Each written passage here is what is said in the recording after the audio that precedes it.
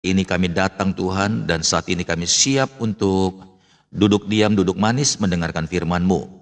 Semua nasihat dan perkataan-Mu kami percaya itu sangat membangun dan membawa kami semakin dekat dengan Tuhan. Sekalipun ada banyak tantangan Tuhan, mampukan kami Bapa agar kami terus menerobos jalan yang Kau tunjukkan Tuhan. Kami percaya di ujung jalan itu Tuhan sudah tentukan, Tuhan sudah siapkan apa yang menjadi kerinduan kami. Ajar kami untuk percaya Tuhan, ajar kami untuk tetap setia, ajar kami Tuhan untuk tidak goyah dalam nama Yesus. Terima kasih Bapa. Terpuji-pujilah Tuhan. Haleluya. Amin. Amin. Amin. Amin. Amin. Oke, baik Bapak Ibu yang diberkati oleh Tuhan, ya. Pagi hari ini juga kita akan belajar tentang iman yang nekat. Amin, ya. Iman yang nekat. Haleluya. Ya, seperti kemarin saya ada sampaikan Bapak Ibu yang diberkati oleh Tuhan, ya, bahwa semua perkataan Tuhan itu semuanya dipertanggungjawabkan sama Tuhan. Ya, kalau perkataan suami mungkin ya masih bisa meleset. Tapi itu pun kalau kita ingatkan dia dengan perkataannya, ya, suami seperti apapun dia, pastilah dia akan bertanggung jawab. Sekalipun mungkin waktunya tidak bisa seperti apa yang kita harapkan. Kalau kita mengingat semua perkataannya, lalu kita sampaikan kepadanya, maka suami kita itu pun tidak akan berkelit Bapak Ibu. Dia tidak akan berdalih, dia tidak akan menyangkal. Oke? Nah, cara kita untuk mendapatkan semua jawaban atas keinginan kita, ya, maka kita harus memegang teguh perkataan, ya, baik perkataan manusia, apalagi perkataan Tuhan. Ya, saya sudah katakan Bapak Ibu, manusia mungkin bisa menyangkal, manusia bisa mungkin mengelak dan dengan alasan. Itu kan dulu, beda dengan yang sekarang. Ya kan, banyak kan orang berdalih seperti itu. Tapi sebagai sahabat atau teman atau pasangan yang baik, ya, adalah menunjukkan kasih setiamu kepada pasanganmu dengan memegang perkataannya. Nah, dari situ nanti dia akan percaya, oh ternyata suamiku atau istriku ya mendengarkan aku berbicara. Gitu loh Bapak Ibu, ya. Sebab banyak sekali, amin, masalah dan segala sesuatu terjadi karena kita sembarangan Bapak Ibu. Cuman hanya menuntut hak, cuman hanya memaksakan kehendak, udah menuntut hak, memaksakan kehendak, tapi kita tidak konsekuen. Amin. Kadang-kadang apa yang tidak dikatakan oleh pasangan kita, itu yang kita tunjukkan Bapak Ibu. Tentulah banyak pasangan, mau suami atau istri, pasti akan gelagapan. Amin. Pasti gelagapan. Karena kita seakan-akan mendesak dia, siapapun itu, baik suami atau istri, untuk melakukan seperti apa yang kita ingini. Itu yang membuat seringkali ribut, Bapak Ibu. Amin. Ribut. Nah, jadi kalau kita menginginkan sesuatu, alangkah baiknya sudah diawali dulu Bapak Ibu. Sampai kesepakatan terjadi. Diawali dulu sampai kesepakatan itu terjadi. Jangan ya, contohnya kayak ibu-ibu misalnya mau minta sepeda motor sama suaminya. Amin. Belum ada aba-aba langsung nuntut, bikin schedule, bikin standar, bikin tanggal, bikin waktu, minta. Amin. Iya. Ada sih suami-suami yang siap untuk melakukan itu kalau dia memang saat itu memang lagi bernapas lega, ya, semuanya lagi oke. Nah, ini Rudian Ambarita bilang pas kali katanya. Ih, pas katanya. Jangan gitu juga kali lah, orang lagi khotbah bilang, oh jadi aku jadi kaget lihat tulisannya. Ya. Jadi segala sesuatu yang kita inginkan itu harus ada pengantarnya Bapak Ibu, ya. Biar kita semakin cerdas dan semakin smart dan semakin pintar. Apapun yang kita minta, ya, buatlah yang namanya jeda waktu pengantarnya sampai dua-dua sama-sama sepakat gitu loh, ya. Itu yang kerap kali membuat suami istri itu tidak bisa dekat. Karena dikit-dikit spontan gitu loh. Iya pastor, kalau spontan itu nikmat pastor. Ya ini dia masalahnya ya. Spontan itu bikin deg-deg plus. Ya, udah tahu nggak punya duit, ya, udah tahu nggak punya duit, ngotot, maksa, beli. Akhirnya apa yang terjadi Bapak Ibu? Kalau nggak minjam ngutang, kalau nggak ngutang kartu kredit. Kalau nggak kartu kredit ya nggak tahu lah ya, apalah itu pokoknya. Kan itu kan jadi deg-deg plus. Amin. Haleluya. Itu jadi deg-deg plus Bapak Ibu. Membuat kita nggak bisa tidur. Ya, dikejar-kejar bayangan. Padahal kenikmatannya itu cuma hanya sesaat di awal. Setelah 1 bulan berlalu, berikutnya adalah kesukaran, ya, tekanan, himpitan dan segala-galanya. Nah, kita jangan pakai pola itu Bapak Ibu. Jangan pakai pola itu, ya. Coba kalau ingin mewujudkan sesuatu, diskedulkan dulu. Ya, kalau mau beli sepeda motor tadi ngomong sama suaminya, ya kan, ceritakan pelan-pelan, ya, sampai kesepakatan terjadi. Kayaknya kita sudah butuh motor ya Pak. Udah ada kan satu, ya itu kan buat anak kita kuliah. Tapi kalau saya mau beli sayur, kalau saya naik oplet kayaknya riskan kali. Banyak kulihat penumpang-penumpang itu agak iseng-iseng Pak. Oh ya, wih, suaminya langsung, siapa itu yang iseng-iseng itu? Iya, aku kalau lagi bawa sayuran naik oplet mau pulang itu kayaknya berdesak-desakan, ya kan? Kadang-kadang sebelah kita itu belum mandi dia dari semalam, bau keringatnya itu, aduh pusing aku, asik, ya kan? Haleluya. Suaminya bilang, oh ya udah, kalau kita doa ya. Nah, kasih sedikit gitu loh, bumbu-bumbunya yang enak itu. Sampai suami itu merasa sayang, merasa kasihan. Iya ya, kasihan juga istriku belanja di pasar, pulang naik oplet, ya kan. Udah itu berdesak-desakan, sebelahnya itu bau keringat. Waduh, pokoknya udah mungkin untung aja nggak sampai blow up gitu ya, nggak sampai muntah gitu loh. Dan kasih waktu. Jadi maka suami kita itu pun ketika dia mengingat perkataan itu, haleluya, dia akan terbayang-bayang terus Bapak Ibu. Haleluya, terbayang-bayang terus. Apalagi kalau suaminya bilang, ya sudah nanti bulan depan kita lihat ya, kalau aku keluar bonusnya, ya udah kita beli. Asik, haleluya. Atau mungkin suami bilang 6 bulan lagi deh, kayaknya 6 bulan lagi aku dapat proyek. Asik, 6 bulan lagi. Sabar Bapak Ibu. Yang penting kan sudah ada schedule dulu nih. 6 bulan lagi pun jadilah. Orang motor itu pun istilahnya tidak harus diburu-buru dan terdesak pada hari itu juga. Nah, kalau seandainya kita punya manajemen doa yang tepat, maka sebenarnya hidup ini aman-aman aja Bapak Ibu. Apalagi Bapak di surga itu, amin. Bapak di surga itu, hari ini kita minta, hari ini pun sebenarnya bisa dia jawab. Tapi sikap kita yang meminta seperti itu kadang-kadang Tuhan pertanyakan gitu loh. Ya kan? Bagaimana kesetiaan kita untuk mengingatkan Tuhan juga. Sama seperti tadi suami bilang ya udah 6 bulan lagi. Ya, lalu dari situ kita mulai menunjukkan respon, ya kan? Menunjukkan respon semakin rajin, ya kan? Semakin interest dengan suami, semakin support dia, ya kan? Kalau dia kerja perhatianmu itu lebih lagi. Jangan minta yang gede tapi perhatian istri nggak ada. Jangan minta lebih kepada suami biar suami lakukan sesuatu yang lebih dahsyat lagi. Tapi nggak ada bonusnya dikasih sama suami. Ya kan? Nuntut aja bisanya. Kalau nggak dikasih marah-marah, carewetnya itu bukan main. Haleluya. Oke. Nah jadi ketika kita mulai deal, haleluya. Maka kita punya semangat gitu loh untuk mewujudkan mimpi doa kita itu akan dijawab dengan ya kan memberikanlah perhatian gitu loh ya, memberikan semangat ya kan. Hati-hati ya Pak kerjanya, wih haleluya. Begitu istri ngomong hati-hati ya Pak kerjanya, suami bilang iya tenang aja motormu itu pasti nyampe kok. Jangan-jangan janji 6 bulan ternyata bulan depan diam-diam suami beliin. Nah gitu Bapak Ibu. Ya, sama Tuhan juga seperti itu. Kalau kita sudah minta sama Tuhan, jangan minta satu kali langsung kita berharap Tuhan kasih, tapi kita nggak ada action sama Tuhan. Kita nggak tunjukkan bahwa kita itu dekat sama Dia. Kita tidak tunjukkan bahwa kita setia sama Dia. Kita tidak tunjukkan bahwa kita semakin sayang sama Tuhan. Enak aja. Memang Tuhan itu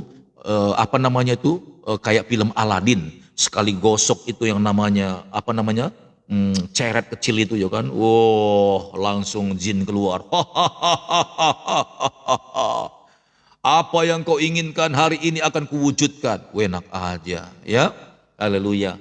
Kita sama Tuhan nggak boleh begitu Bapak Ibu. Hari ini kita doa, puji Tuhan kalau Tuhan jawab, memang kebutuhan itu mendesak sekali dan Tuhan tahu. Sebelum kita minta pun firman Tuhan berkata, aku telah mengetahui kebutuhanmu. Nah terkadang memang Tuhan jadikan seperti itu. Hari ini kita doa, hari ini Tuhan jawab. Itu sebenarnya sebelum kita doa pun Tuhan sudah berpikir Bapak Ibu, bahwa memang di depan itu, di depan waktu yang kita akan hadapi, amin. Itu Tuhan sudah tahu bahwa kita membutuhkan banyak sekali, contohnya keperluan keuangan. Kenapa kok sekarang ini ya kita belum tahu nih banyak kebutuhan di depan.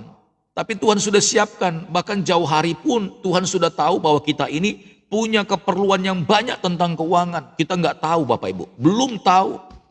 Lalu minggu ini Tuhan kasih berkat yang luar biasa. Wah kita bergembira. Amin. Begitu kita sudah dapat berkat itu, mulai muncul gitu ya.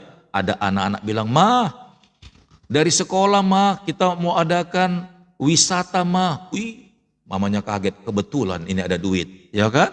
Wisata kemana nak? Wisatanya ke Parapat mah. Berapa biayanya? 1 juta. Haleluya. Masih aman gitu ya, masih ada sisa 9 juta lagi, kasih, nih siapin ya, oke, uang sekolahmu sudah dibayar? Belum mah, ini kasih lagi. Tahu-taunya tiba-tiba ada telepon lagi mendering, ya kan, saudara lagi sakit.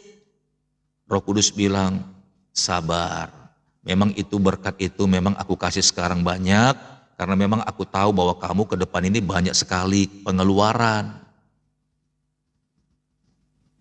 Nah sering kan kita begitu Bapak Ibu, itu hebatnya Tuhan.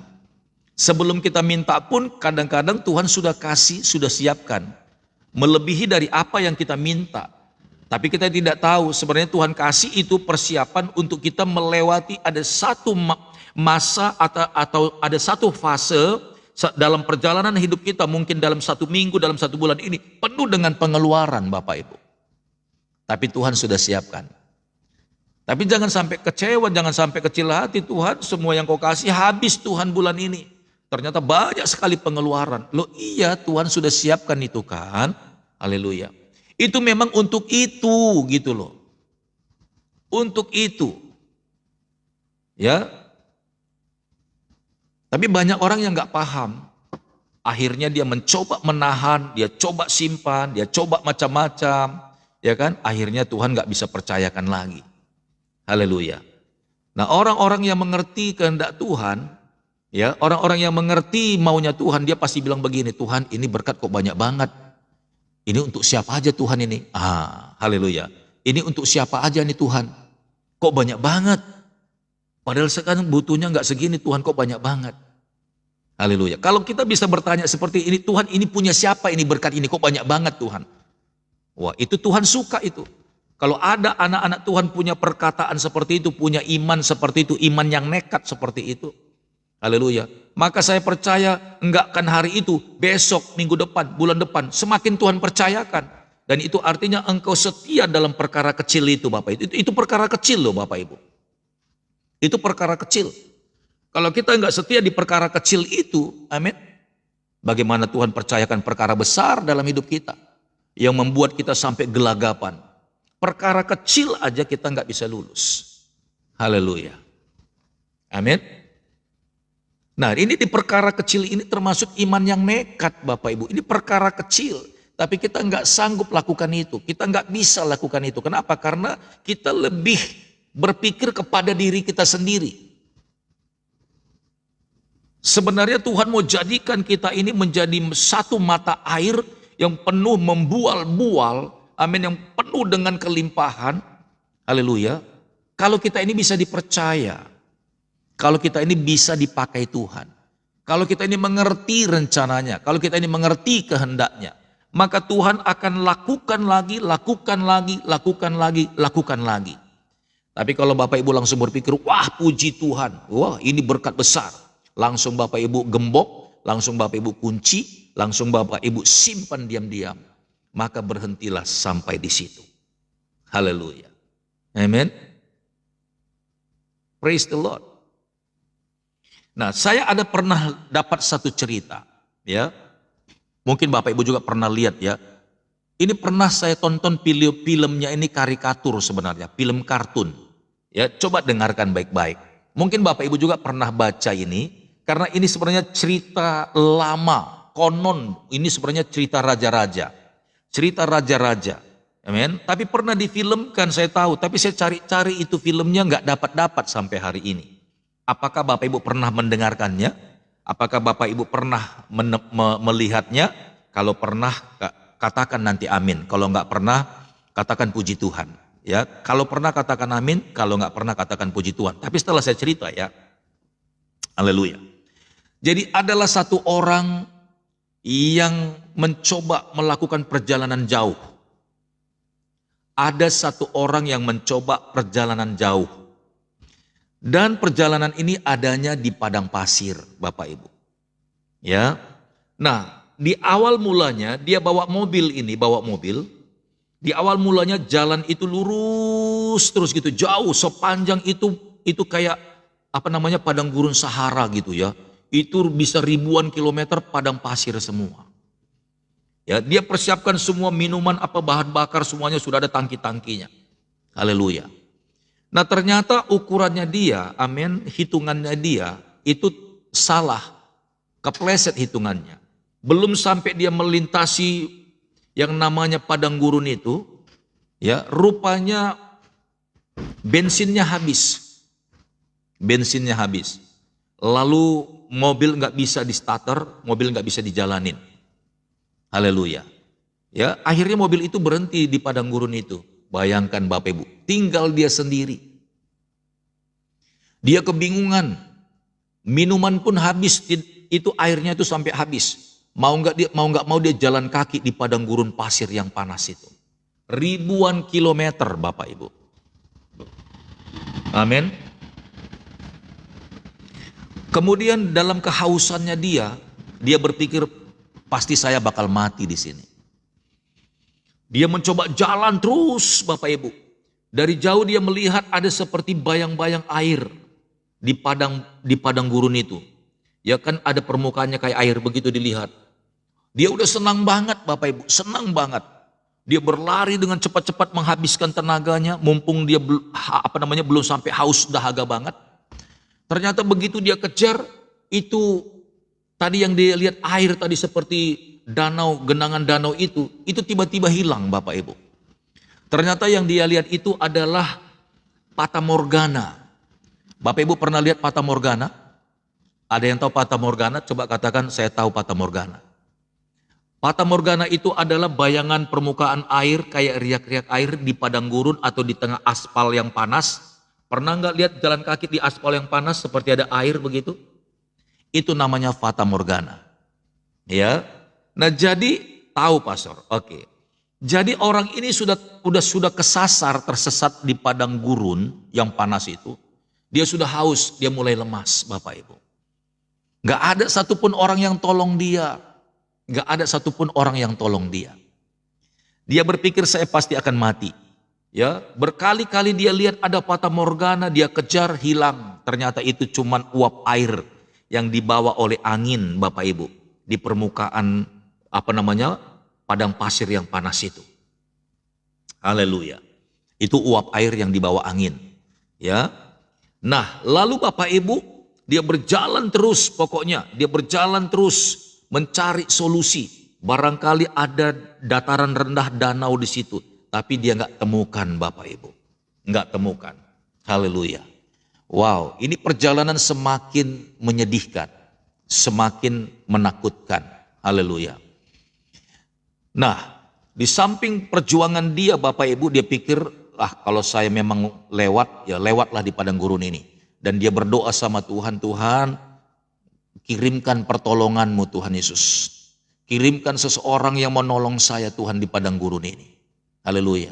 Tolong saya Tuhan, selamatkan saya Tuhan. Itu udah haus, tenggorokannya udah kering Bapak Ibu. Udah air ya. Dia bungkam. Kalau boleh dia bernapas pun pelan-pelan biar uap air di perutnya itu tidak ngebuang air lewat uap yang ada di mulutnya atau di hidungnya. Benar, semakin hari semakin bukan semakin hari ya, semakin lama semakin lemas dia. Waktu dia berdoa sama Tuhan, dia bilang, Tuhan tolong saya, selamatkan saya Tuhan, lepaskan saya dari masalah ini. Sambil berjalan dia berdoa Bapak Ibu. Tiba-tiba dia lihat ada di suatu bukit, bahkan di suatu bukit malah, bukan di lembah. Di suatu bukit, tapi di padang pasir Bapak Ibu, agak tinggi gitu ya. Haleluya. Dia ada lihat gubuk-gubuk satu Bapak Ibu. Ada lihat gubuk. Seakan-akan itu rumah dulu pernah ditinggali oleh manusia atau penduduk di situ yang sudah tidak ada lagi. Karena rupanya mungkin dulu di situ bisa dikatakan ladang atau apapun itu ya. Ternyata tiba-tiba terjadi kemarau panjang. Haleluya. Dan di situ ada satu gubuk-gubuk. Dan di samping gubuk-gubuk itu ada pompa Bapak Ibu. Ada pompa air. Cekek, cekek, cekek, cekek, cekek. Haleluya. Begitu dilihat gubuk-gubuk itu, dia mulai semangat lagi Bapak Ibu. Dia berjalan ke bukit itu sampai ngos-ngosan. Kalau Bapak Ibu bisa bayangkan itu di film itu Bapak Ibu. Itu saya mau nangis loh. Kalau seandainya saya dalam posisi itu, nggak ada orang yang lihat saya dalam kehausan, saya dalam kelaparan, amin, sudah berjam-jam dia di padang gurun itu. Maut sudah di depan menunggu, mungkin burung-burung nazar itu udah terbang-terbang di atas angkasa itu Bapak Ibu ya, melihat ada manusia di situ yang sudah, sudah gontai, yang sudah lunglai begitu. Haleluya. Ketika naik dia ke atas bukit itu, perbukitan itu ada gubuk, memang benar gubuk Bapak Ibu. Lalu di situ dia lihat pompa. Dia lihat pompa. Dia pompa-pompa nggak keluar airnya. Aduh, dia bilang, gimana ini pompa ini? Nggak ada airnya. Ya kan dia mau bongkar, dia udah nggak punya tenaga. Dia coba putar-putar Bapak Ibu. Dia pompa-pompa begitu. Amin. Dia nggak keluar airnya. Dia langsung lemas, terduduk begitu, udah gak bisa ini lagi karena dia mulai pompa begini, tenaganya udah gak ada air. Haleluya. Pas lagi dia nyandar Bapak Ibu, udah pasrah begitu, udah pasrah. Pas nyandar dia begitu, karena pompa tangan itu tidak bisa mengeluarkan air. Tiba-tiba dia menoleh di bawah dari pompa itu ada satu botol air. Haleluya. Ada satu botol air Bapak Ibu. Haleluya. Ditutup rapat di bawah pompa itu. Wih, dia langsung seger banget Bapak Ibu. Seger banget. Haleluya. Seger banget. Dia lihat bersih air di botol itu. Wah, dia mau minum Bapak Ibu. Dia mau minum. Tapi waktu dia buka tutup botolnya itu, ada satu kertas di dalamnya kecil, tulisannya Bapak Ibu tahu nggak? Jangan minum air putih ini. Jangan minum air putih ini. Kalau kamu mau selamat, tuangkan air itu ke pompa itu. Haleluya. Sebuah tantangan besar Bapak Ibu. Tuangkan air itu ke pompa itu. Bapak Ibu tahu maksudnya? Ada yang tahu? Ada yang tahu Bapak Ibu? Coba kasih respon dulu.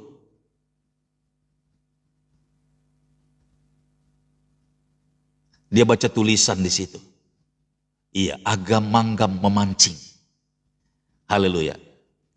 Tahu Pak katanya. Sekarang pertanyaan buat kita, kalau seandainya itu kita dalam kondisi begitu, apa yang Bapak Ibu lakukan? Mengikuti tulisan itu atau Bapak Ibu minum? Coba Bapak Ibu. Kita tahu memang maksudnya itu untuk memancing air itu. Apakah kita tahu bakal bisa segitu untuk memancing air itu? Coba kita dalam posisi itu Bapak Ibu, pertaruhannya. Kita lagi kehausan bahkan di ujung kematian itu. Amin. Haleluya. Wow. Amin. Kalau seandainya dia minum, dia segar, dia semangat. Tapi air segitu itu sampai berapa kilo dia bisa jalan sudah haus lagi. Dengar Bapak Ibu yang diberkati oleh Tuhan. Ketika dia membaca tulisan itu, dua dilema yang nempel di kepalanya. Amin. Saya ikuti tulisan ini atau saya minum aja? Karena dia udah kering banget.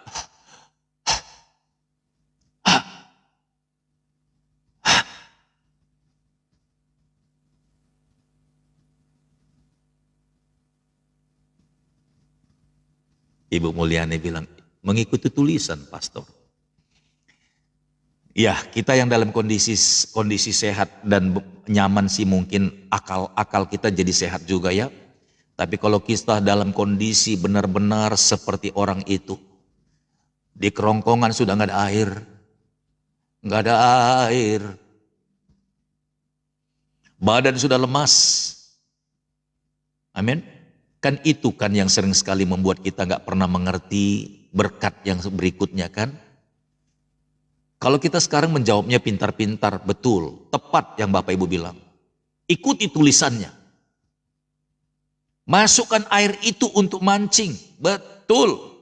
Tapi berapa kuat kita untuk lakukan itu Bapak Ibu dalam hidup kita? Coba kita jujur-jujuran.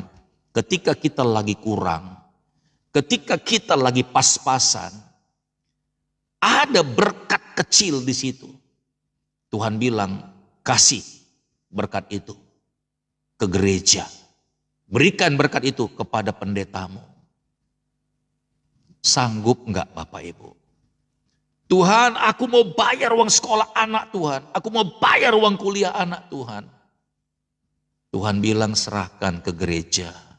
Ada tulisan, diberkatilah engkau. Amin. Yang memberkati rumah Tuhan. Bagaimana pertimbanganmu Bapak Ibu? Diberkatilah engkau dengan kelimpahan dari seberang pulau. Bawalah korban ucapan syukur persembahan atau perpuluhan ke rumahku. Agar ada makanan di sana. Seakan-akan lebih mendahulukan gereja ketimbang pribadi. Haleluya. Ini sebuah tantangan iman Bapak Ibu. Tadi Bapak Ibu jawab benar semua benar semua. Ikuti tulisan itu. Untuk mancing. Betul. Bapak Ibu diberkati oleh Tuhan. Sebuah pengorbanan besar untuk memperjuangkan sebuah kehidupan, kemenangan. Kadangkala harus berani bayar harga. Kadangkala harus berani bayar harga Bapak Ibu. Saya menonton film itu, saya benar-benar ya ditemplak sama Tuhan. Oh my God, ternyata iman itu seperti itu rupanya. Ternyata iman itu seperti itu rupanya. Lalu ketika saya teruskan nonton film itu, orang yang tadinya sudah mau mati itu mengikuti betul tulisan itu Bapak Ibu. Ternyata itu pesan singkat itu adalah jalan keselamatan. Ternyata pesan singkat itu jangan sampai diabaikan. Ternyata tulisan itu adalah jalan keluar untuk engkau bisa selamat bertahan hidup. Haleluya. Tapi banyak sekali kita lebih mendahulukan diri kita kan. Maksudnya ya ego kita lebih kuat kan gitu maksudnya. Padahal cara Tuhan untuk menyelamatkan kita, kadangkala Tuhan pakai cara itu Bapak Ibu. Serius. Kadangkala Tuhan bawa kita di level iman seperti itu, iman yang nekat, iman yang gila-gilaan itu. Amin. Makanya banyak orang gak pernah alami pertolongan dan mujizat Tuhan karena dia tidak bisa melangkah ke iman yang nekat itu, iman yang gila-gilaan itu. Ketika orang itu sudah mendekati kematian, justru dia pertaruhkan yang sebotol itu.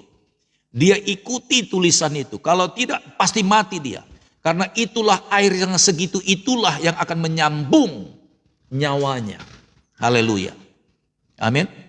Di tulisan di bawahnya bilang begini. Nanti kalau engkau sudah puas, masukkan lagi air yang kau pompa itu ke dalam botol itu untuk orang lain. Bayangkan Bapak Ibu. Ada pesan di bawahnya, nanti kalau engkau sudah tertolong, isikan lagi ya air di botol itu, tutup rapat-rapat dan taruhlah di bawah di tempat ini tadi. Haleluya. Haleluya. Dengar Bapak Ibu, dia ingat tulisan itu, lalu dia isi. Dia iman yang nekat. Aku percaya dengan perkataan ini. Kenapa sampai botol itu ada di bawah? Itu adalah petunjuk untuk bisa mendapatkan mujizat. Itulah perkataan Tuhan. Haleluya. Terima kasih banyak Pak Nelson buat berkatnya. Itu petunjuk untuk membuka tingkap-tingkap di langit. Itu petunjuk untuk membuka pintu gerbang yang berabad-abad yang terkunci itu, Bapak Ibu. Masalahnya banyak orang gak sanggup, gak lulus di situ.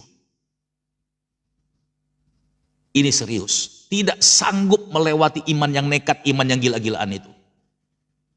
Gentar, gak percaya sama firman Tuhan. Itu yang saya katakan tadi, kalau engkau bisa pegang perkataan Tuhan. Dia Allah, dia sumber kehidupan. Kalau manusia aja ketika kita pegang perkataannya, tidak bisa mengelak, apalagi Tuhan. Lalu orang yang sudah di ujung kematian itu dia isi Bapak Ibu. Dia isi air itu, dia bertaruh iman di situ. Kalaupun aku nggak berhasil Tuhan, sudahlah. Aku percaya dengan kata-kata ini.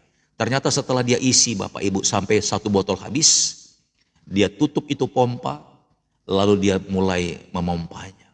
Keluarlah air yang membual-bual. Dia masukkan air segini. Dia dapatkan air bergalon-galon Bapak Ibu. Sampai dia mandi di situ. Sampai dia bermain-main berjam-jam di situ. Air itu gak habis-habis. Dia pompa, tenaganya tambah kuat. Dia pompa air sampai terus membasahi padang gurun itu. Hanya gara-gara air segini Bapak Ibu. Lalu dia berlari-lari ke mobilnya Bapak Ibu. Kemudian dia ambil jerigen-jerigen kosong tadi itu. Dia isi dengan air yang penuh yang banyak Bapak Ibu. Wah, dia isi. Haleluya. Amin. Pesan terakhir. Sebelum dia tinggalkan gubuk-gubuk itu. Isilah air kembali sebotol tadi. Sebelum kau tinggalkan, tutup rapat, taruh di bawah itu. Barangkali ada orang lain lagi nanti yang lewat mengalami masalah ini. Dan mereka diselamatkan. Apa yang Bapak Ibu dapatkan dari ilustrasi ini tadi? Bukankah ini sebenarnya nasihat iman yang harus kita lakukan? Iman yang nekat itu kadang-kadang ketika kita patuh, amin. Kadang-kadang kita taat dengan firman Tuhan. Kadang-kadang kita mempertaruhkan sedikit bagian kita. Kalau engkau percaya, Tuhan tidak akan pernah tinggalkan engkau. Tuhan tidak akan pernah membiarkan kita Bapak Ibu. Haleluya. Baik, coba kita ambil ya beberapa pengajaran aja dari ayat ini. Sekalipun saya tidak menyampaikan ya firman-Nya, Bapak Ibu saya percaya Bapak Ibu sudah diberkati oleh Tuhan.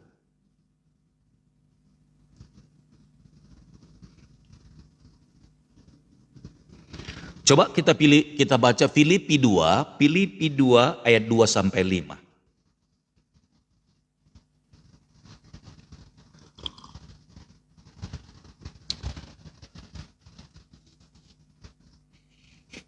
Filipi 2 ayat 2 sampai 5. Iya, Ibu Mehwa sudah catat ya.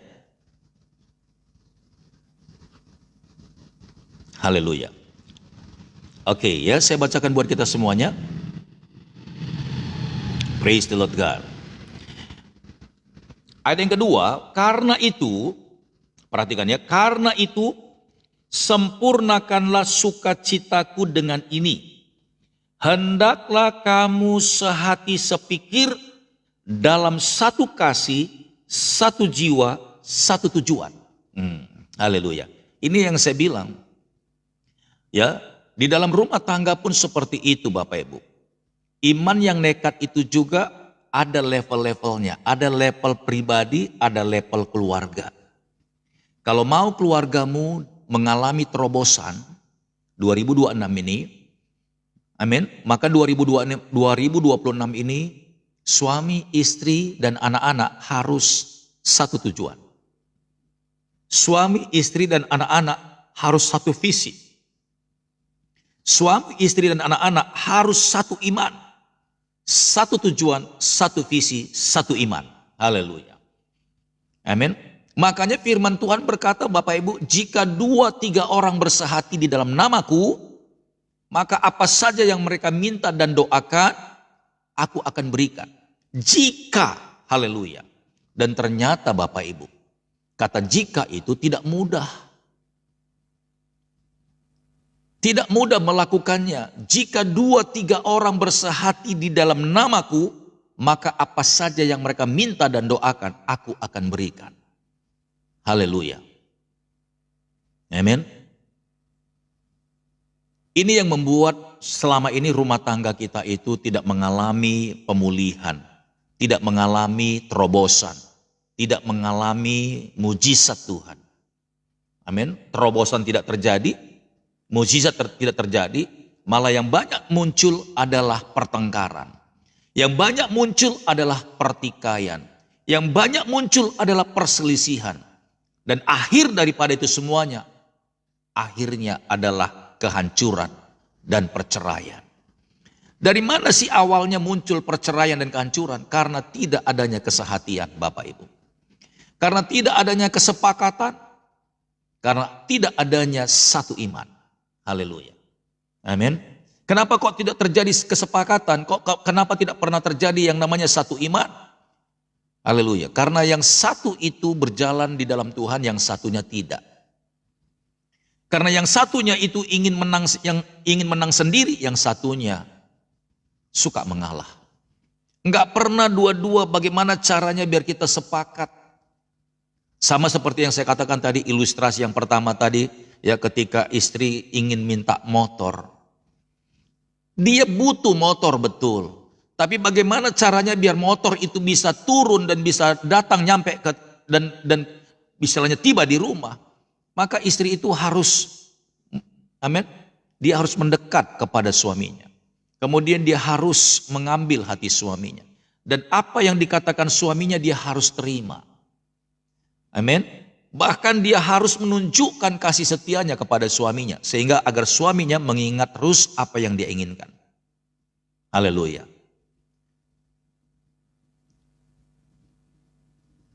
Ini yang penting. Mempersatukan visi, mempersatukan tujuan, mempersatukan iman memang tidak mudah Bapak Ibu. Yang lebih parahnya lagi adalah kalau suami merasa dia sudah tahu Alkitab.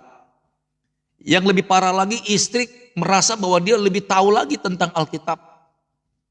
Karena apa? Karena mungkin suaminya nggak pernah ke gereja, istrinya rajin ke gereja. Maka istri merasa bahwa dia lebih rohani. Ketika dia mulai berhadapan dengan suaminya, amin, yang terjadi adalah kesombongan rohani. Kesombongan rohani. Karena untuk menunjukkan bahwa kita lebih dekat dengan Tuhan bukan dengan kata-kata. Makanya di kitab Efesus, hai istri-istri, amin, tunduklah kepada suamimu, amin. Dan bukan karena dengan perkataanmu engkau bisa memenangkan suami. Tapi dengan perbuatan. Harusnya kalau kita semakin kenal dengan Tuhan, harusnya kita semakin dekat dengan Tuhan, akan dibuktikan dengan perbuatan-perbuatanmu, bukan omonganmu. Berapa banyak istri yang paling rajin ke gereja, bahkan 1 minggu bisa 7 kali dia ke gereja. Tapi tidak menunjukkan perubahan dalam perbuatannya. Tidak menunjukkan perubahan di dalam sikapnya.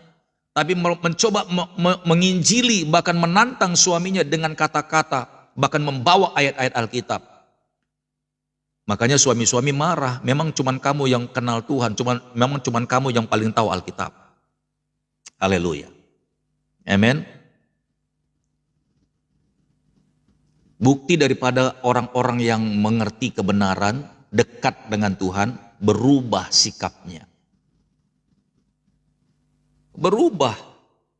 Kalau engkau bisa berubah sikapmu, sifatmu, maka suamimu pun akan merasa ada something yang terjadi di dalam dirimu. Maka suamimu pun yang tadinya keras, dia bisa menghormati istrinya. Kenapa?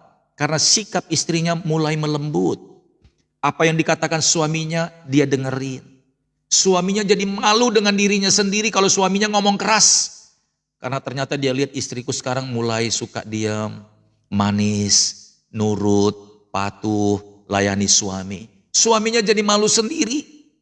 Bahkan kalau yang tadinya suaminya suka bikin dosa, dia tertuduh, aduh aku jahat sekali dengan istriku. Padahal istriku itu baik, setia. Sekalipun sebenarnya istriku tahu bahwa aku ini laki-laki, maaf kata ya, blank check itu ya. Tapi istriku tetap melayani aku. Amin. Lama-kelamaan suamimu itu malu dengan dirinya sendiri. Malu. Bahkan kalau di luar sana suamimu itu suka jajan pun, amin, haleluya, pasti dia akan tertuduh dengan istrinya. Begitu dia pulang, istrinya menyapa, amin, dia layani dengan baik, amin, itu suaminya malu dia. Itu yang kerap kali Bapak Ibu terjadi. Tidak adanya satu visi, satu iman, satu pikiran, maka berkat-berkat itu tidak akan datang Bapak Ibu. Haleluya. Yang terjadi adalah pertengkaran. Sama-sama ingin menang sendiri. Ya, maka suamimu itu ketika melihat perubahan di dalam istri, perkataan istri berubah, sikapnya berubah, penampilannya juga berubah, yang dulunya itu enggak istilahnya aut-autan, yang dulunya itu berantakan, yang dulunya itu pokoknya kan udah menikah lah, udah punya anak lah, nggak usah pakai acara-acara rawat-rawat badan, nggak usah pakai acara bersih-bersih lah, nggak usah pakai acara rapi-rapi lah. Dan sekarang karena sudah rajin ibadah, dia mulai menata kembali hidupnya, dia segar kembali. Suaminya pun bilang, wih, istriku ini makin lama makin cantik aja. Amin. Apalagi pelayanannya sempurna. Apalagi istri itu tetap menunjukkan kasih setianya. Wis, suami itu pasti nangis di dalamnya. Kalaupun dia sudah melakukan dosa, pasti dia bertobat Bapak Ibu. Bertobat, haleluya. Amin. Begitu juga suami-suami. Ketika kalau sudah lihat istri berubah, maka suami-suami juga berpikir, aku nggak mau juga ketinggalan. Kalau istriku bisa dirubah sama Tuhan, dulunya dia cerewet, menang sendiri, egois, suka berantem, sekarang tidak. Aku malu kalau tidak berubah. Tidak mungkinlah istriku sekarang sudah naik kelas dalam rohani, aku masih tinggal kelas. Aku harus naik juga. Amin. Harus terjadi terobosan, itu yang namanya iman yang nekat Bapak Ibu. Ya, iman yang nekat, bukan iman kebablasan. Merasa tahu Alkitab, merasa tahu firman, apalagi dengar khotbah. Itu kan khotbahnya Pastor Daud kan bagus-bagus. Mulai pakai yang namanya nama Pastor Daud untuk nyerang suami, untuk nyerang istri. Jangan Bapak Ibu. Amin. Ketika pengajaran ini pun Bapak Ibu terima, maka bilang sama Tuhan, lembutkan hatiku. Lembutkan hatiku Tuhan agar aku bisa berubah. Amin.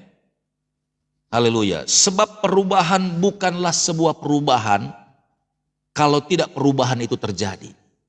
Jangan bilang aku sudah berubah.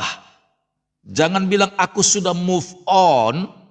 Sementara orang-orang di dekatmu belum merasakannya. Bahkan sering sekali dari mulut kita juga bilang gitu. Kita tunjuk pasangan kita. Kamu itu gak move on 2026. Nggak berubah-berubah kamu, move on dong, move on, gitu kan. Sampai berani kita katakan seperti itu kepada pasangan kita. Bagaimana pasangan kita mau bisa move on, sementara yang ngomong orang lain untuk move on nggak berubah juga, nggak terjadi perubahan. Anak-anak nggak ngelihat perubahan terhadap bapaknya. Istri tidak melihat perubahan terhadap suaminya. Bagaimana istri sama anak-anak bisa berubah? Tidak bisa dong. Amin. Kalau kita mau ingin orang lain berubah, maka yang pertama kali berubah itu adalah saya. Coba tuliskan, saya berubah. Jangan paksa dan tuntut pasanganmu untuk bertobat. Jangan paksa dan tuntut pasanganmu untuk berubah, sementara dirimu sendiri tidak mau bertobat. Yang pertama kali yang harus bertobat adalah saya, bukan suamiku, bukan anak-anakku, bukan siapa-siapa. I am the first time. Akulah yang pertama. Amin. Karena itu firman Tuhan bilang, sebagaimana engkau ingin orang lain perbuat kepadamu, maka perbuatlah demikian kepada mereka. Kalau engkau ingin suamimu baik kepadamu, maka berbuatlah baik kepadanya. Amin. Dan itu artinya kalau engkau ingin keluargamu bertobat, suamimu bertobat, istrimu bertobat, yang pertama kali bertobat katakan saya. Haleluya. Amin.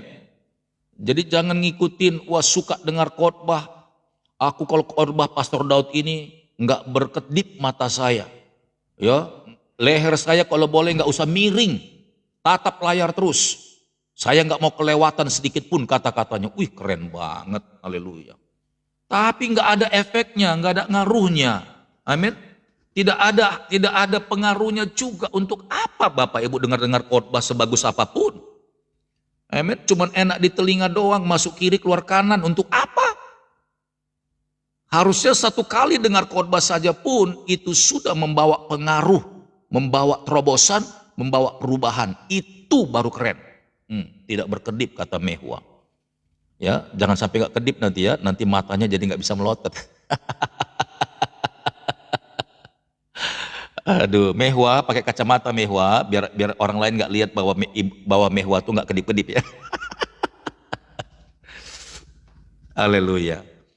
Yang orang Bandung ngeledek aja taunya pada bilang le gitu-gitu ya. Itulah itu ya. Hari ini ya dicubit sama Tuhan ya.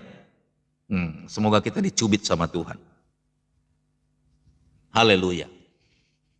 Ya, ini iman yang nekat Bapak Ibu. Iman yang nekat. Jadi sama seperti yang tadi ilustrasi itu pun, sebotol air itu kita korbankan. Yang harusnya buat kita kasih, amin, kesempatan untuk orang. Ternyata itulah yang menyelamatkan kita. Saya mau bilang kalau istri-istri mengalah, bukan mengalah karena salah, bukan mengalah juga untuk dosa, tidak. Tapi mengalah itu merubah dirimu, itu mengalah maksudnya. Ya, bukan karena suami jahat kita ngalah akhirnya kompromi dengan dosa. Bukan itu maksudnya. Kata mengalah itu aku dulu yang berubah Tuhan. Aku dulu Tuhan Yesus yang harus menjadi contoh dan teladan. Kalau otot-ototan, siapa lu siapa gua, lu harus nauin gua. Yang sebelahnya juga bilang begitu, you juga harus nauin gua. Amin. Maka yang terjadi adalah pertengkaran terus. Tapi coba ubah sedikit kata-katanya. Aku harus nauin kamu. Aku harus belajar nauin suamiku. Maka suamimu pun akan bilang, aku juga harus belajar nauin istriku. Tadinya jauh, jadi dekat Bapak Ibu. Tadinya jauh.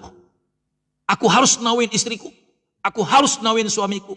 Terus aku harus nauin, aku harus nauin, aku harus nauin, aku harus nauin. Haleluya. Semakin hari semakin rapat. Kalau engkau merasa engkau benar sendiri, pasanganmu salah terus di matamu, saya yakinkan keluargamu gak berbahagia sekalipun engkau kaya. Saya pastikan rumah tanggamu sedang di dalam perjalanan padang gurun, sekalipun engkau hidup berkelimpahan. Amin. Ini pasti. Engkau tidak merasakan kebahagiaan di dalam keluargamu. Karena engkau merasa benar sendiri, engkau menang sendiri. Amin. Apalagi kalau engkau merasa bahwa engkau yang punya penghasilan lebih banyak dari pasanganmu, maka engkau merasa berkuasa sekalipun tidak pantas dan tidak patut. Haleluya. Kalau engkau tidak mau turun sedikit, mengalah. Aku yang harus berubah Tuhan. Aku rindu rumah tanggaku, keluargaku ini diberkati, bukan hanya diberkati finansial, tapi diberkati dalam hubungan suami istri. Amin. Aku merindukan Tuhan Yesus cinta yang pertama, cinta mula-mula dulu. Aku merindukannya Tuhan sudah sekian lama, bertahun-tahun bahkan. Aku tidak merasakan sentuhan cinta dan kasih sayang yang dulu pernah kunikmati. Kenapa? Karena egois. Bagaimana mungkin Bapak Ibu hubungan suami istri bisa Bapak Ibu rasakan dengan luar biasa sementara ada ganjalan sedikit di hatimu. Sepertinya engkau melakukan dengan terpaksa, bukan? Sepertinya engkau sedang melakukan cuman hanya sekedar kewajiban, bukan? Tapi tidak engkau nikmati dalam batinmu itu. Haleluya.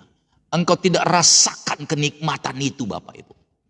Engkau tidak rasakan yang namanya, amin, situasi yang membuat engkau merasa puas. Why? Karena di hatimu dan di hati pasanganmu ada celah, ada gap yang membuat engkau tidak bisa menikmati itu. Lakukan sih lakukan, tapi cuma sekedar kewajiban. Lakukan sih lakukan, cuma hanya sekedar rutinitas saja. Kalau engkau masih punya jarak, punya celah, kau lakukan itu, engkau sebenarnya sedang melakukannya dengan terpaksa. Makanya ada banyak sekali kan, suami istri akhirnya mengambil jalan pintas, menikmati sebuah cinta terlarang, yang bisa dia nikmati benar-benar secara lahir dan batin. Kenapa? Karena di rumahnya dia tidak dapatkan itu. Ini serius Bapak Ibu. Kalau engkau ikuti teladan ini, saya yakin bukan karena kekayaan itu engkau berbahagia. Bukan karena kelimpahan itu engkau menikmati kebahagiaan itu dalam rumahmu. Tidak.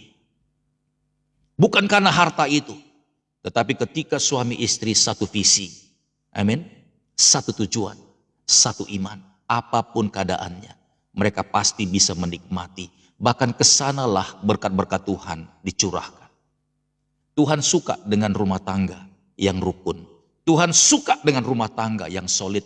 Tuhan suka rumah tangga yang akur. Tuhan suka rumah tangga yang damai sejahtera. Iblis yang gak suka. Jadi kalau dalam rumah tanggamu tidak ada kebahagiaan, dipastikan iblis ada di sana. Kita baca ayat yang ketiga dari Filipi 2 tadi. Ayat yang ketiga. Biar Bapak Ibu semakin dicubit sama Tuhan. Amin. Karena anak yang dicubit itu udah dinasihati berkali-kali nggak mau dengar, dicubit pipinya. Tapi cubit sayang ya. Ayat yang ketiga dari Filipi 2 ayat 2 sampai 5. Dengan tidak mencari kepentingan sendiri atau puji-pujian yang sia-sia, sebaliknya hendaklah dengan rendah hati yang seorang menganggap yang lain lebih utama daripada dirinya sendiri. Itu artinya aku harus nauin kamu. Halo, itu artinya aku harus nauin kamu.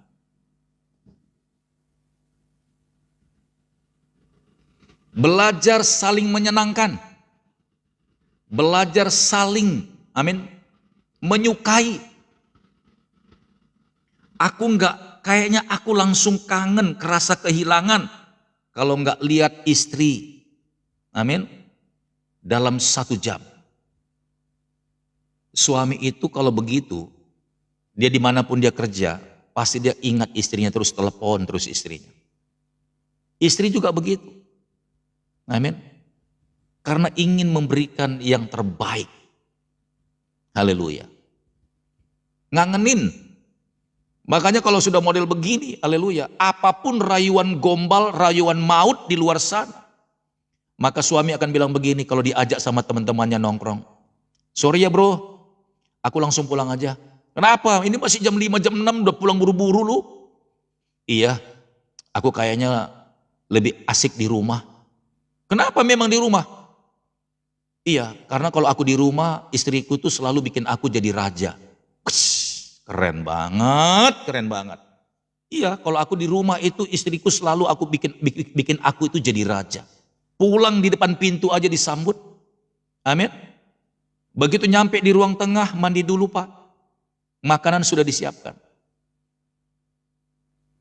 Maka suami-suami gak akan pernah dirayu, tidak akan mempan dirayu sama perempuan sehebat apapun. Tidak pernah dirayu, gak bisa dirayu. Pasti dia akan bilang, engkau kalah dengan istriku. Engkau cuman hanya mau duitku doang kan? Istriku sekalipun aku nggak bawa duit, tetap dia layani aku suaminya. Keren banget Bapak Ibu. Keren.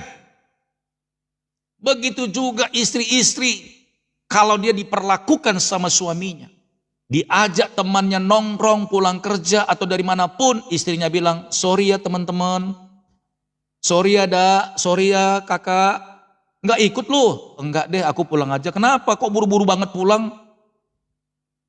Udah refresh dulu lah, di rumah kan capek. Oh siapa bilang? Saya pulang buru-buru itu kenapa? Karena ketika aku pulang, aku disambut suamiku dan aku dijadiin ratu di rumah. Setiap kali aku pulang, suamiku menyambut aku hangat. Dengan ciuman di kening sekali. Amin. Bahkan kami masak sama-sama, kami beresin sama-sama. Dan suamiku jadikan aku ratu di rumah. Anak-anakku dinasehati untuk selalu hormati mamanya. Mama sudah capek loh. Yuk beresin semuanya. Kasihan sama mama ya, biar mama bisa istirahat. Wih, keren banget Bapak Ibu. Keren banget. Haleluya. Amin. Ini yang namanya satu tujuan. Bukan tujuannya biar kaya, bukan. Tapi suami istri itu sama-sama punya perasaan, sama-sama satu punya visi, sama-sama satu punya iman Bapak Ibu. Ketika sama-sama mengatakan aku harus nawin kamu, maka pasanganmu pun juga akan berkata aku harus nawin kamu. Maka semakin dekatlah suami istri itu. Sekalipun sudah usianya 60-70 tahun tetap romantis. Tetap romantis. Haleluya. Kalau istri lagi pulang, lagi pergi, mungkin ada pelayanan atau jalan-jalan, suaminya pasti kehilangan. Kok istriku lama banget sih pulangnya? Ayo dong, pulang dong sayang, aku kangen sama kamu. Keren banget. Sebenarnya Alkitab ini luar biasa. Kitanya yang gak pernah ngerti, gak pernah tahu. Amen. Kitanya yang bodoh. Makanya kita belajar Bapak Ibu. Kalau engkau ingin merindukan hal seperti ini. Amen. Ini bukan masalah, sorry ya Esther, ini bukan hanya masalah ideal atau tidak ideal, tapi pengertian iman, pengertian firman yang diaplikasikan setiap waktu. Makanya firman Tuhan sudah bilang, sebagaimana engkau ingin orang lain perbuat kepadamu, perbuatlah demikian kepada mereka. Kalau engkau ingin dapat balasan-balasan baik, respon baik dari orang lain, apalagi dari pasanganmu, maka lakukanlah yang the best dulu. Senangkan dia, amin, tinggikan dia, muliakan dia sebagai pasanganmu. It's no problem. Kalau engkau bisa lakukan itu di rumahmu, kalau engkau bisa wujudkan itu dalam rumah tanggamu, maka engkau bisa itu lakukan untuk Tuhan. Haleluya. Makanya banyak orang kan gagal paham. Haleluya. Terlihat rohani Bapak Ibu, berdiri di gereja, memimpin puji-pujian, tapi Bapak Ibu itu cuma terlihat malaikat di mimbar doang, tapi di rumahnya aduhai. Haleluya. Amin. Mungkin anak-anaknya bilang kalau ditanya, "Dek, mamamu bagus ya pelayanan nyanyinya ya." "Yo, itu di gereja doang tante. Tapi kalau di rumah, cerewet kali tante. Malah mama telus tante." Banyak orang yang begitu. Terlihat penampilannya, wih keren. Nyanyinya itu, haleluya. Sampai 7 oktav Bapak Ibu. Orang yang mendengar merinding, merinding Bapak Ibu. Haleluya.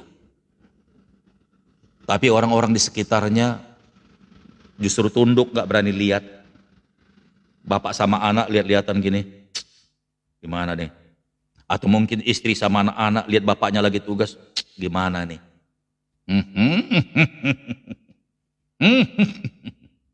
Haleluya. Amin. Jadi jelas ya, dengan tidak mencari kepentingan sendiri atau puji-pujian yang sia-sia, sebaliknya hendaklah dengan rendah hati yang seorang menganggap yang lain lebih utama daripada dirinya sendiri. Dan dengan demikian saya katakan kepada kita semuanya, bagaimana engkau bisa care dengan tetanggamu, bagaimana engkau bisa care dengan orang lain di luar sana, kalau di rumah tanggamu nggak beres dulu.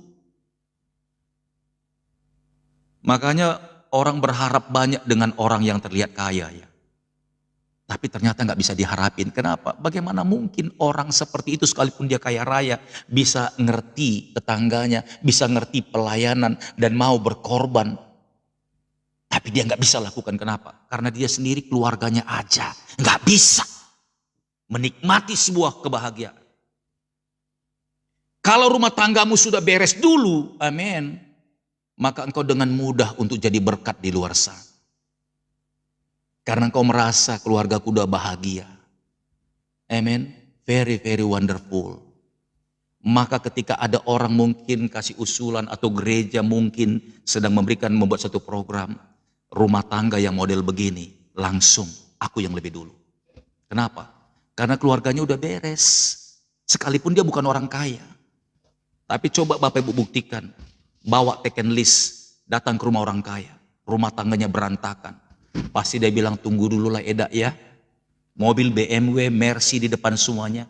Haleluya. Amin. Coba ajukan usulan itu. Entar dulu ya Eda ya. Kenapa? Bukan dia nggak bisa ngasih, tapi rumah tangganya nggak beres. Mereka belum terpuaskan. Haleluya. Amin Bapak Ibu ya. Jadi kalau satu keluarga itu sudah diberkati Tuhan, maka mereka nggak disuruh, nggak ada taken list pun. Mereka suka memberi. Kenapa? Kami sudah berkecukupan, Pastor. Kami benar-benar sudah diberkati. Anak-anak kami jadi berhasil semuanya. Usaha kami pun lancar, Pastor. Kami benar-benar berbahagia, Pastor. Serius. Sekalipun usaha kami kecil-kecilan, cuman warung sampahnya, Pastor. Cuman warung sampah. Tapi kami merasa benar-benar berkat itu ada. Kami benar-benar merasa Tuhan itu ada di tengah-tengah kami. Karena saya sama istriku ini kami benar-benar sehati, sepakat, seiman, Pastor. Anak-anak kami pun mereka tidak kekurangan berkat. Bahkan mereka berikan juga gaji mereka kepada kami. Anak-anak kami nggak merasa kekurangan, Pastor. Makanya buat apa ini berkat ini? Kami bingung, Tuhan, ini buat apa? Buat siapa, Tuhan Yesus? Makanya kami pun harus lepaskan berkat itu. Keren. Makanya jangan heran Bapak Ibu kalau kita berharap dengan orang yang kaya tapi itu mereka tidak mengalami kebahagiaan itu. Urungkan niatmu. Kadang-kadang orang yang miskin yang suka memberi. Kenapa? Karena dia bilang dalam hatinya, untuk kebutuhanku besok aku yakin Tuhan sudah siapkan. Keren banget. Keren. Haleluya. Ini serius Bapak Ibu. Serius. Haleluya. Ya. Ayat yang keempat. Dan janganlah tiap-tiap orang hanya memperhatikan kepentingannya sendiri, tetapi kepentingan orang lain juga. Wis, tambah dicubit. Nggak pintar-pintar juga. Sebenarnya tujuannya ini bukan urusan memberi, tapi tujuannya biar kita diberkati dengan kelimpahan. Ingat tadi ya, gara-gara sebotol kecil air itu dipertaruhkan. Amin. Dia masukkan ke pompa itu. Begitu dia pompa, cekrek, itu air yang membual. Sekali keluar lebih dari 20 botol. Dia pompa lagi, keluar lagi lebih dari 2 botol. Haleluya. Cuman mancing 1 botol. Itu pun pesan terakhir. Kalau engkau sudah merasa cukup katanya, isikan lagi di botol itu ya, air, agar orang lain nanti kalau lewat jalan ini, mereka bisa diselamatkan. Bayangkan Bapak Ibu. Amin. Artinya semua yang ada padamu itu, dengar baik-baik. Di dalamnya itu, untuk keselamatan orang lain. Bukan dirimu sendiri. Makanya di ayat yang keempat ini berkata, dan janganlah tiap-tiap orang hanya memperhatikan kepentingannya sendiri, tetapi kepentingan orang lain juga. Ini juga berlaku kan untuk suami istri. Haleluya. Istri-istri janganlah memikirkan kepentingannya diri sendiri. Sepatu ganti 20 pasang di rumah. Sendal 3 pasang. Sepatu slop 3 pasang. Sepatu high heel 3 pasang. Amin. Belum lagi sesuai dengan baju-baju pestanya, yang hijau sepatu hijau, yang merah sepatu merah, yang kuning sepatu kuning, yang hitam sepatu hitam. Haleluya. Sementara suamimu sepatu udah 10 tahun itu terus, bahkan sobek di ujungnya itu terus, nggak pernah bergeming bilang, "Pa, belilah sepatumu yang baru." Biar sepadan kita kalau kita berjalan. Ini nggak pernah bergeming lihat sepatu suaminya. Haleluya. Bahkan nggak disemir puluhan tahun. Haleluya. Masih nggak bergeming juga. Amang bisa aja. Loh, coba dong, ya kan? Apakah ini sembarangan ngomong? Bukankah ini ayat firman Tuhan? Serius Bapak Ibu. Ini ada satu pesan khusus ya. Dengar baik-baik. Dengar baik-baik. Kadang-kadang anak-anak itu bisa nggak dekat sama bapaknya. Garis bawah ini ya. Kadang-kadang anak-anak itu nggak bisa dekat sama bapaknya. Bahkan tidak romantis sama bapaknya. Karena bapaknya nggak pernah kasih uang. Karena anak-anak merasa yang kasih uang jajan itu mamanya. Karena anak-anak merasa yang kasih uang sekolah itu mamanya. Karena anak-anak merasa yang kasih uang jajan kalau belanja itu mamanya. Anak-anak nggak pernah tahu kalau uang yang dipegang mamanya itu dari bapaknya. Makanya anak-anak itu punya jarak sama bapaknya. Kenapa saya bilang tadi kepentingan diri sendiri? Ibu-ibu merasa dia jadi pahlawan di dalam rumah tangganya, di depan anak-anaknya, padahal pahlawan yang sesungguhnya adalah suamimu. Dengar baik-baik, kalau mau kau berbahagia, bawa dan tinggikan suamimu itu. Ketika engkau mau kasih uang jajan sama anak-anak, bilang, ini uang bapak ya. Ini papa yang kasih, bukan mama. Ini papa yang cari uang ini. Sampai anak-anakmu lihat bapaknya, dia nangis. Catat baik-baik. Haleluya. Makanya anak-anak sama bapaknya itu jarang sekali bisa punya hubungan. Kenapa? Karena anak-anak kepahitan, setiap kali minta nggak punya uang. Karena apa? Karena semuanya sudah diatur sama istri. Dan istri tidak pernah berbisik di telinga anak-anaknya. Semua yang kau makan, semua yang kau nikmati, bahkan kita bisa makan di hotel, makan di restoran, ini uang bapakmu nak. Bapakmu banting tulang. Lihat kulitnya hitam, keriput, seperti nggak kerawat. Semuanya karena kalian. Kalau ada istri-istri ngomong begini di depan anaknya, pasti anak-anak itu kejar bapaknya. Kalau nggak berubah juga, nggak bertobat, itu artinya ayat ini terjadi kepadamu. Dan janganlah tiap-tiap orang hanya memperhatikan kepentingannya sendiri, yang amin, tetapi kepentingan orang lain juga. Caranya istri untuk mengangkat standar suami itu cukup berkata begitu. Begitu juga suami sebaliknya. Ketika anak-anak merasa ada sesuatu jarak sama ibunya, suami bilang begini, kamu tahu nggak nak, 9 bulan kamu di kandungan, mama itu kesakitan terus. Kalau dia tidak sabar, kalau dia tidak menahan sakit itu, mungkin engkau tidak ada. Kalian ini ada karena mama. Sayangin mamamu itu. Bahkan kalian sudah lahir pun, mama nggak pernah hitung-hitungan dengan rupiah. Dia kasih air susunya sendiri dari badannya, agar kalian bisa besar. Kalau tidak, kalian mati. Ketika suami bilang begitu sama anak-anaknya, anak-anaknya nangis. Dia kejar mamanya, dia peluk mamanya, maaf ya ma. Berapa banyak suami istri bisa saling dukung? Amin. Kalau engkau cuma egoismu sendiri, dan tidak merasa hormat dengan pasanganmu, anak-anakmu pun tidak ada yang menghormati orang tuanya. Percaya dalam nama Yesus. Haleluya. Iblis suka mencabik-cabik. Iblis suka merobek-robek rumah tangga. Karena apa? Tidak punya prinsip dan pengajaran itu. Haleluya. Ayat yang kelima terakhir. Hendaklah kamu dalam hidupmu bersama menaruh pikiran dan perasaan yang terdapat juga dalam Kristus Yesus. Yesus adalah Allah turun ke dalam dunia yang paling rendah, yang gelap ini. Bahkan tidak menganggap kesetaraan lagi dengan dirinya, dengan Allah Bapa. Dan rela di kayu salib dimatikan, bahkan dibunuh dan darahnya tercurah. Hanya untuk menebus, menyelamatkan manusia. Bukankah pemikiran itu yang harusnya ada di dalam pikiran suami? Bukankah pemikiran itu yang seharusnya ada di dalam pikiran istri? Kalau itu sama-sama satu iman, maka dua-duanya tidak akan berani, amin, menuntut melebihi daripada apa yang dimampukan oleh pasangannya. Dia pasti akan mengucap syukur dalam segala hal. Terima kasih Tuhan. Aku bersyukur. Aku berterima kasih buat pasangan. Kiranya pengajaran ini boleh jadi berkat bagi kita semuanya. Seperti gelombang di tengah lautan, bergulung-gulung sampai ke tepian. Demikianlah berkat Tuhan yang disediakan bagi orang-orang yang setia kepadanya. Seperti gelombang di tepian pantai, bergulung-gulung sampai ke tepian dan tidak pernah berkesudahan. Demikianlah berkat-berkat Tuhan yang diberikannya kepada orang-orang yang mengasihi Tuhan. Sampai jumpa di live berikutnya. Tuhan Yesus memberkati. Shalom. Iya, saya percaya orang-orang yang mengambil pengajaran ini dan mengimaninya di dalam hatinya, amin, mereka pasti akan membuktikan apakah kebenaran itu benar-benar nyata. Saya percaya Bapak Ibu, ya.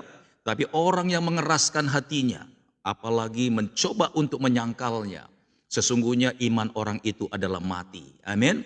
Tapi saya percaya Bapak Ibu, Setiap kita yang mengikuti live ini dari awal sampai akhirnya, Bapak Ibu adalah orang-orang yang terpilih, yang siap untuk diberkati oleh Tuhan. Amin. Sekarang bagaimana dengan respon Bapak Ibu untuk menghidupi firman ini? Haleluya. Ya, puji Tuhan. Karena saya tadi ada melihat satu komentar di bawah gitu ya, ujung-ujungnya duit ya kan, dasar Batak, kata-katanya kasar. Halo, haleluya ya. Seharusnya tadi dia dengar firman ini dari awal, itu sudah jadi berkat buat dia. Karena pengajaran itu saya percaya dia akan praktekkan di rumahnya, dia akan berbahagia. Tapi sayangnya dia sangkal yang terakhir. Sayang ya, Tuhan tidak berkenan. Sekalipun dia bukan agama Kristen. Is okay lah. Tapi memang benar ya, kalau memang firman itu tidak untuk orang yang terpilih, nggak akan hidup benih itu. Sama seperti kalau benih apel buatan New Zealand, saya tanam di kota Jakarta, tidak mudah untuk hidupnya memang. Ya, karena dia tidak ditentukan untuk di daerah kota panas. Jadi memang firman ini hanya bisa diterima dengan hati yang lembut, ya, dengan hati yang sungguh-sungguh, dengan hati yang terbuka. Tapi kalau hatinya tertutup, bahkan menghujat, bahkan menghina, sampai kapanpun engkau tidak akan bisa diberkati. Justru engkau akan mengalami yang namanya api neraka sampai selama-lamanya. Karena Tuhan Yesuslah jalan keselamatan dan hidup, sirotol mustaqim. Sebab tidak ada nama lain selain nama Yesus, yang olehnya setiap orang yang percaya kepadanya pasti diberkati Tuhan. Haleluya. Baik Bapak Ibu yang diberkati oleh Tuhan, sekali lagi ya kita diberkati Tuhan, puji Tuhan, haleluya. Mari sama-sama kita berdoa. Bapak terima kasih Tuhan sampai di sini pengajaran ini Bapak. Teruskanlah Bapak. Dan aku mengucap syukur oleh kemurahan-Mu, hikmat itu Engkau taruh di dalam hatiku dan pikiranku. Dan ketika diterima oleh anak-anak-Mu Tuhan dan menghidupinya, berbahagialah mereka. Sebab itu semuanya untuk mereka, bukan untuk memperkaya gereja, bukan untuk memperkaya para pendeta, bukan untuk memperkaya tetangga-tetangga yang sedang ditolong, bukan untuk memperkaya orang-orang miskin yang sedang mengemis kepada mereka. Tapi itu adalah pintu gerbang yang terbuka, yang dibaliknya itu banyak sekali berkat-berkat yang selama ini belum pernah terpikirkan oleh mereka. Itulah yang disediakan oleh Tuhan. Terima kasih Bapak yang baik.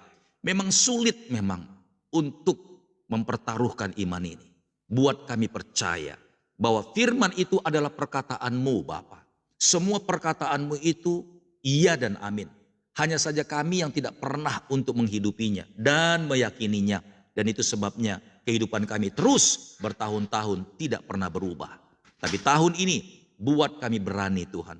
Buat kami percaya agar kami melakukan tepat seperti apa yang Tuhan perintahkan. Berbahagialah orang-orang yang merenungkan Taurat Tuhan siang dan malam dan melakukannya dengan setia. Terima kasih Tuhan, hamba-Mu selesai sampai di sini. Semuanya aku kembalikan untuk hormat pujian kemuliaan bagi nama Tuhan. Kembali berkati urapi hamba-Mu Tuhan. Biarlah roh keberanian itu terus bertambah-tambah di dalam hidupku untuk menyampaikan firman-Mu. Terpujilah Tuhan dalam nama Tuhan Yesus. Haleluya. Amin. Amin. Amin. Amin. Amin. Amin. Baik, Bapak Ibu yang diberkati oleh Tuhan, ya kita sudah dengarkan firman-Nya, terpujilah Tuhan, haleluya.